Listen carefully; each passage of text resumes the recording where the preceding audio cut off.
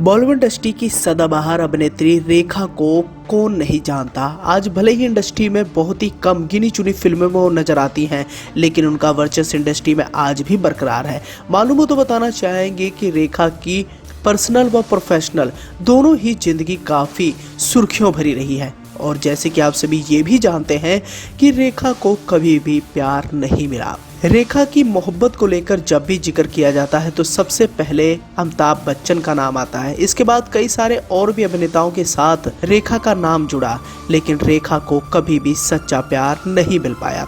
Film industry में रेखा का affair कईयों के साथ रहा, लेकिन उन्हें प्यार में हमेशा धोखा ही मिला। इतनी नहीं, उन्होंने लाइफ में 2 शादियां भी की, लेकिन वो सफल नहीं रही। इन सब के बावजूद रेखा खुद को शादीशुदा दिखाने के लिए मांग में सिंदूर लगाए हमेशा नजर आती हैं। रेखा का अफेयर सबसे ज्यादा अमिताभ बच्चन के साथ चर्चाओं में रहा। इस बात से तो हर कोई वाकिफ है। अमिताभ भी रेखा की खूबसूरती के इस कदर दीवाने हो गए थे कि अपनी पत्नी और बच्चों तक को छोड़ने को तैयार थे।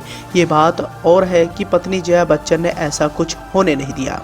इसी के साथ ही अगर उनके फिल्मी सफर की बात करें तो रेखा ने अपने फिल्मी करियर की शुरुआत सावन भादो से की थी। इसी फिल्म के सेट पर रेखा का नाम नवीन निश्चल के साथ जुड़ा। हालांकि यह अफेयर लंबे समय तक नहीं रहा।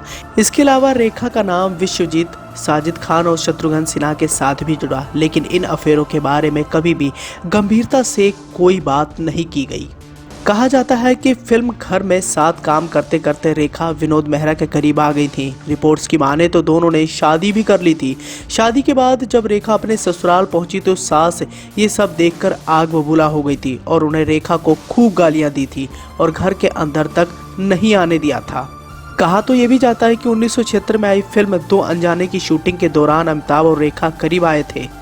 रेखा और अमिताभ के अफेयर के किस्से बी टाउन की सुर्खियां बने। यासिर उस्मान की किताब रेखा द अनटोल्ड स्टोरी के मुताबिक फिल्म 2 अनजाने की शूटिंग के दौरान रेखा सेट पर टाइम से नहीं आती थी। कई बार वो शूटिंग में सीरियस नहीं रहती थी।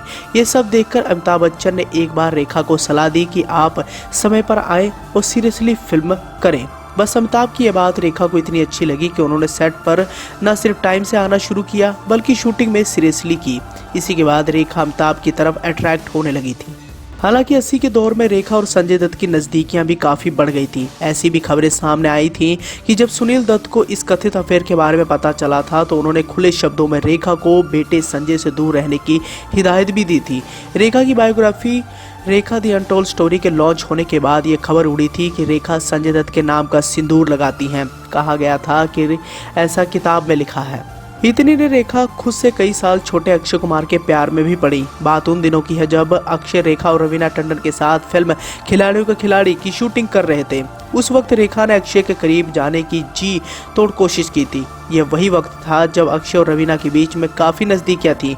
एक बार तो रेखा अपने घर से अक्षय के लिए खाना बनाकर लाई थी, जिसके बाद रवीना ने अक्षय को रेखा से दूर रहने की सख्त हिदायत दे दी थी।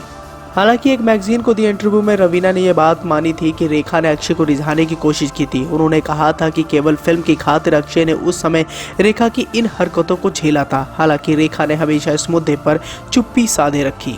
यहाँ हम आपको इस बात की जानकारी देना चाहेंगे कि 1990 में इन्होंने दिल्ली के रहने वाले मुकेश अग्रवाल नाम के बिजनेसमैन से शादी की। दोनों इस शादी से खुश नहीं रह सके और कुछ महीनों के भीतर ही मुकेश ने फांसी लगाकर आत्महत्या कर ली। हालांकि मीडिया रिपोर्ट्स की माने तो एक इंटरव्यू में रेखा ने इस बात का खुलासा किया था कि वो अपनी मांग में सिंदूर क्यों लगाती हैं। उन्होंने बताया था कि उनका प्यार अधूरा रह गया। अपने अधूरे प्यार के खातिर वह मांग में सिंदूर लगाती हैं। हालांकि बताया जाता है कि इस दौरान रेखा ने किसी का नाम नहीं लिया था। तो कुछ इस तरीके की रेखा की निजी जिंदगी रही है। हमेशा से ही रेखा का नाम बॉलीवुड के तमाम बड़े सुपरस्टारों के साथ नाम जोड़ा गया, लेकिन बावजूद इसके उन्हें कभी भी सच्चा प्यार नहीं मिल पाया।